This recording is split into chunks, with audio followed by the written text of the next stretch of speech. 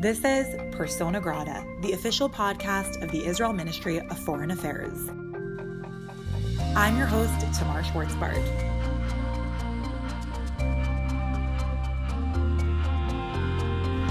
Persona Grata is a bi-monthly podcast which delves into the world of Israeli diplomacy and foreign affairs. Meet the diplomats, decision makers, and movers and shakers who are leading Israel's diplomacy efforts and shaping international affairs around the world on behalf of the Jewish state. This week, we'll hear from Emmanuel Nachshon, a veteran diplomat and spokesperson of the Israel MFA, who has emerged as one of Israel's leading diplomatic and governmental voices.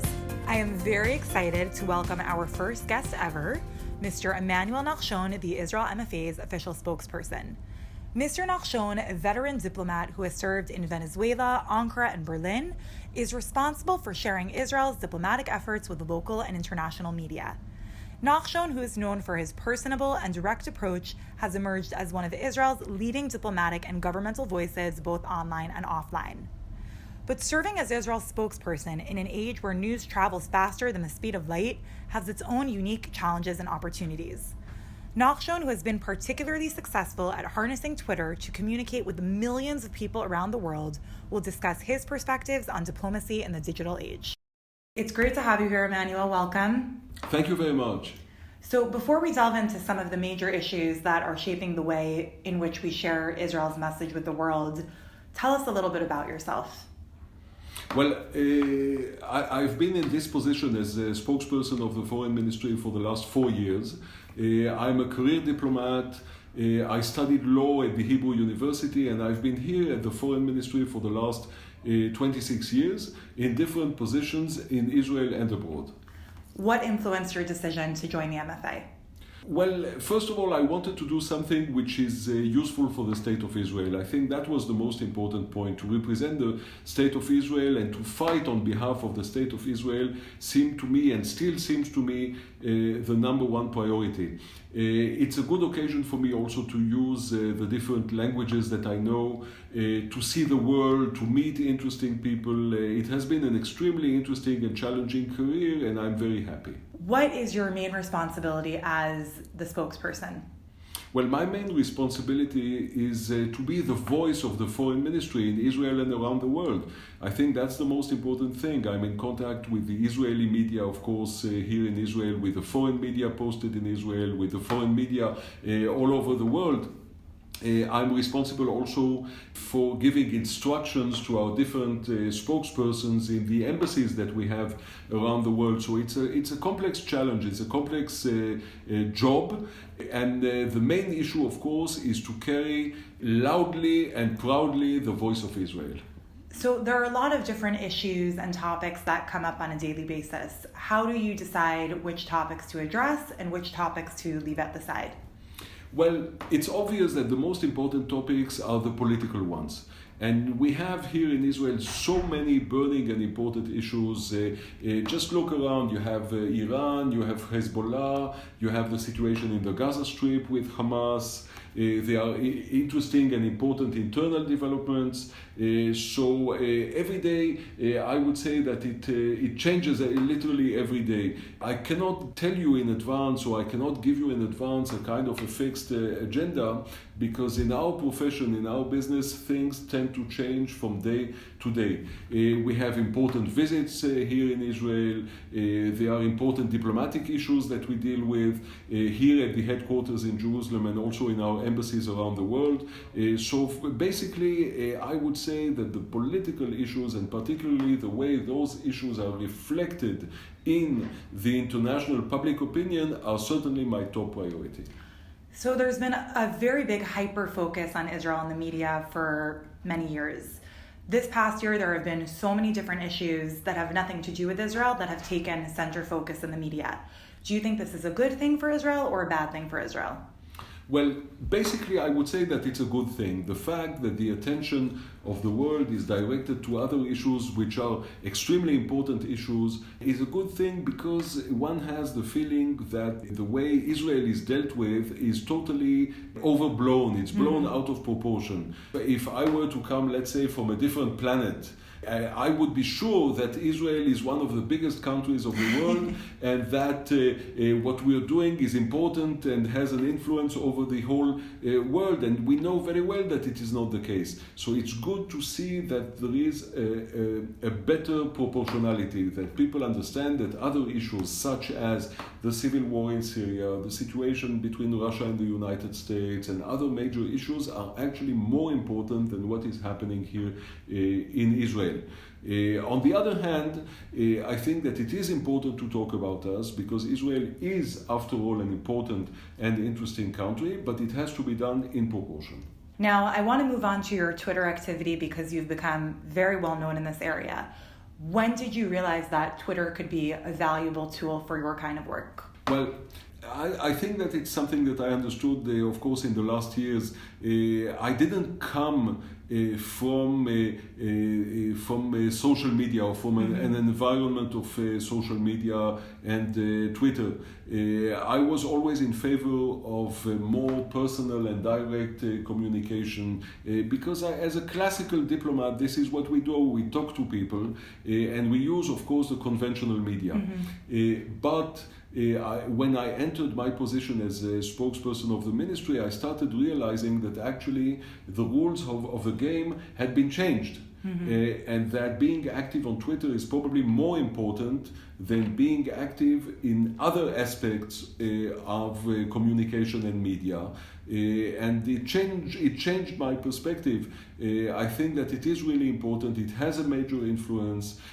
On certain occasions, things that I've tweeted have become really major issues, and this has helped also in assisting the public diplomacy of the State of Israel, and I think that it's very useful. But one should remember always that it is an instrument and not an aim. Using social media, using Twitter is useful as long as it serves a purpose.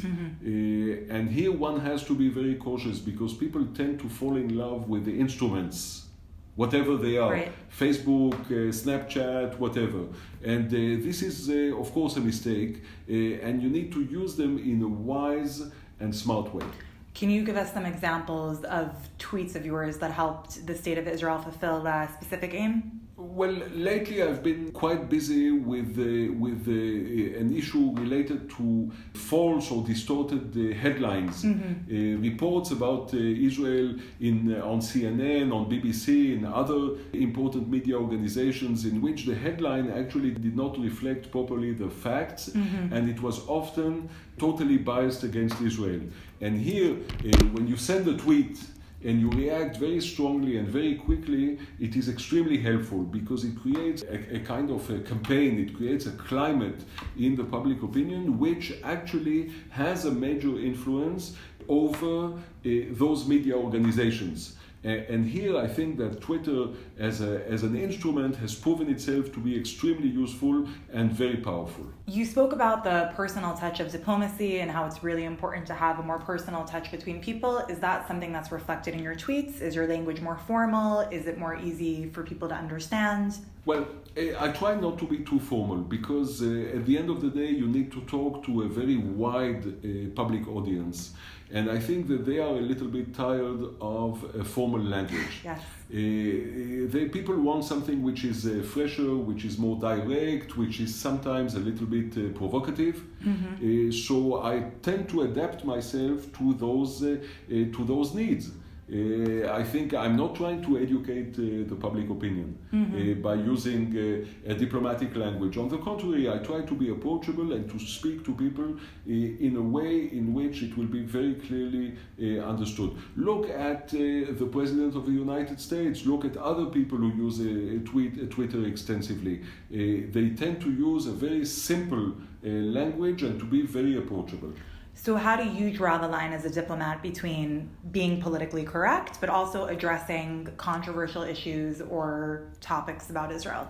Well, it's a complex issue because there is always this dilemma and this tendency as a spokesperson to keep as far away as possible from the events and not to make any mistake. And of course, if you don't want to make a mistake, just don't do anything. Right. That's the best advice that I can give, but it runs totally contrary to my work philosophy and to my attitude towards this profession. I think that we need to be involved. I perfectly understand that being involved means sometimes making mistakes, and I'm willing to pay the price. I think that if you want to be out there, if you want to have an influence, if you want to play a role and shape public opinion and represent your country properly, then you need to be out there, even if it comes with a certain price. And it's a price that I don't mind paying. In the past year, the Israel MFA has put a lot of resources into reaching Arabic-speaking populations and Farsi-speaking populations.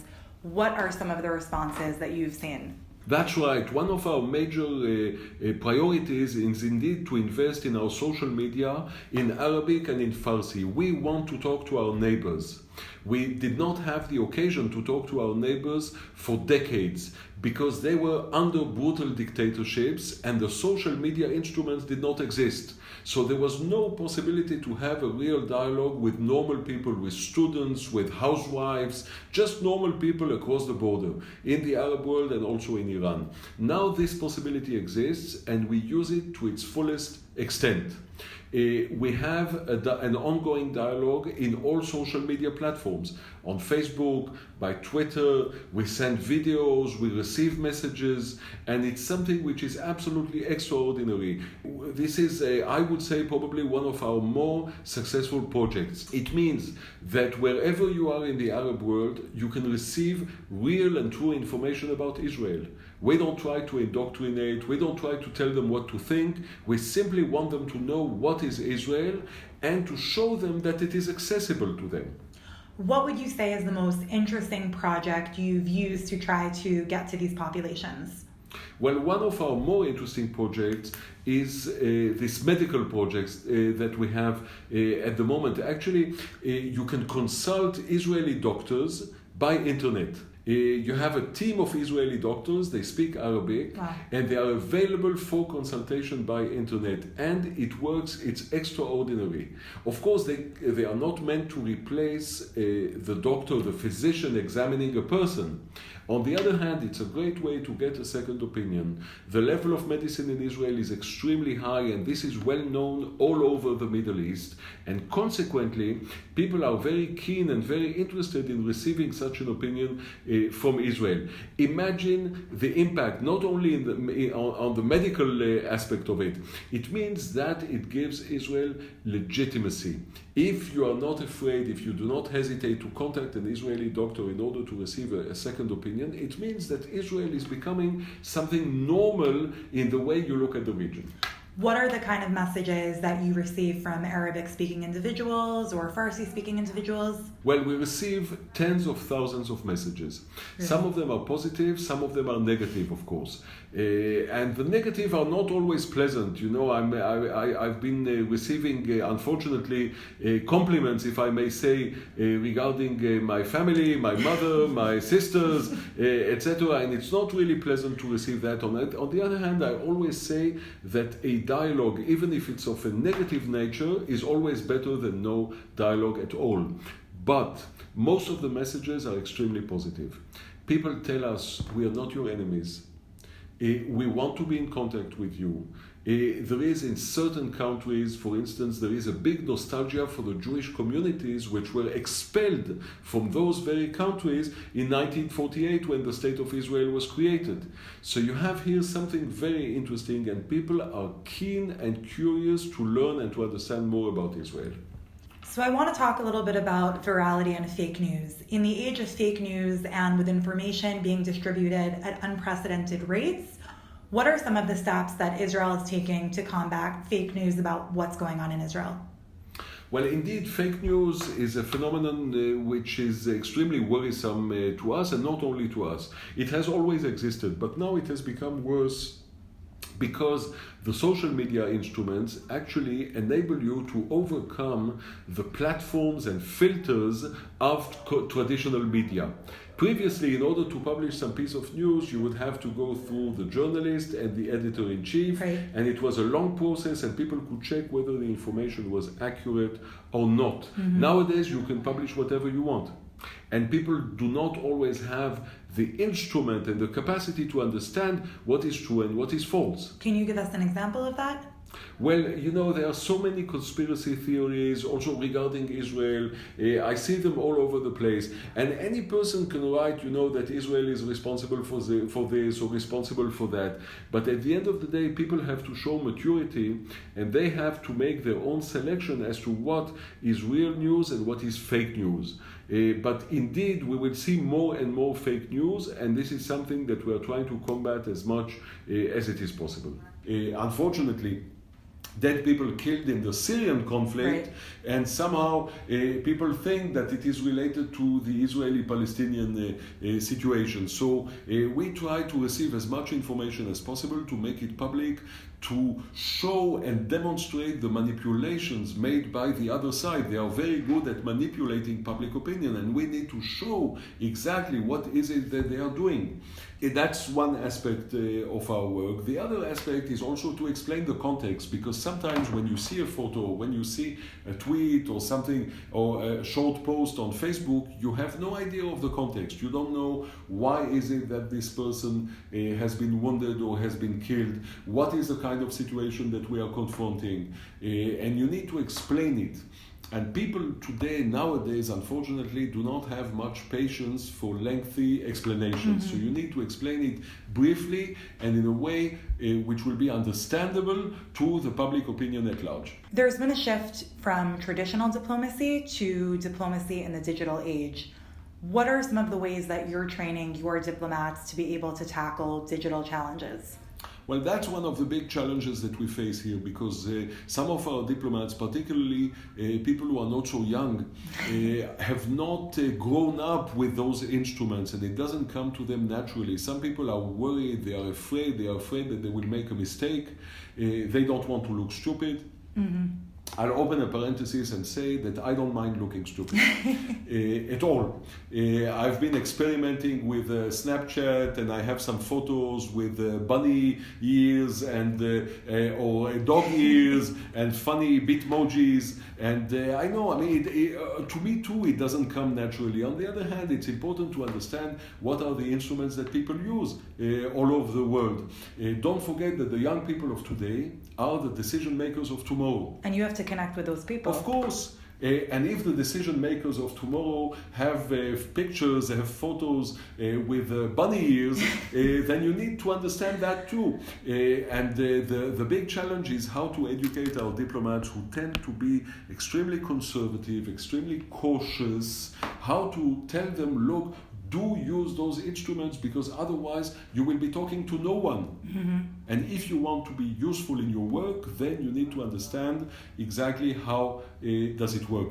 If I have to choose between an editorial in one of the classical newspapers or a successful post on Facebook, a successful tweet, or a good video, I will always choose those instruments which are effective on social media, really? Because they will help me reach many more people than the conventional media. Israel has never had it easy in the international arena, from the days of the Arab boycott to biased UN resolutions to outrageous conspiracy theories that we see all the time on social media. Do you think that being a spokesperson for Israel in this day and age is easier today or more challenging than the past? Well, I would say with all modesty that it's probably much more challenging than in the past. Not because the situation is more complex. The situation, the political and the geostrategic situation has always been extremely complex, and it will keep being so. It's simply that we see today a multiplicity of platforms and instruments that we never saw before. We see today a world in which everything has become much quicker. Mm-hmm. You need to react. You don't have hours. You don't have the luxury to consult and sit for hours and wait until you send some kind of a reaction. You need to be out there immediately. And it's becoming quicker and quicker. So you need, on the one hand, not to lose credibility. Mm-hmm. We are a serious organization. This is the Israeli Foreign Ministry. We cannot allow ourselves to write things or say things which are are not precise. On the other hand, you need to do it very quickly. It means fundamentally that I have to work 24/7. I have to be available and sharp-minded 24 hours a day, because you never know when you will need to react, and those reactions are now in spans of minutes or seconds. We don't have the luxury to wait. Otherwise, it's a lot of pressure, because otherwise you're not relevant. If you wait too long, then you are no longer relevant in the discussion. If you are not relevant, you don't have any influence. So obviously it has a major influence over the way we work, and I think that it has transformed our work and made it even more challenging than it used to be. Emmanuel, thank you so much for taking the time to speak with us. It was really interesting to hear your perspectives. Thank you very much. It's a great pleasure. Listeners can follow Emmanuel on Twitter at Emmanuel Nachshon. We will include a link in the description of this episode. Emmanuel Nachshon is just one of the many interesting individuals leading Israel's diplomacy efforts around the world. You'll get to hear from many more of these individuals in upcoming episodes of Persona Grata.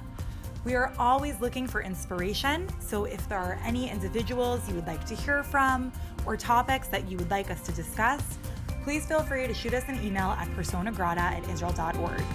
You can keep up to date with the Israel MFA's diplomatic work on Twitter, Facebook, Instagram, YouTube, and Telegram.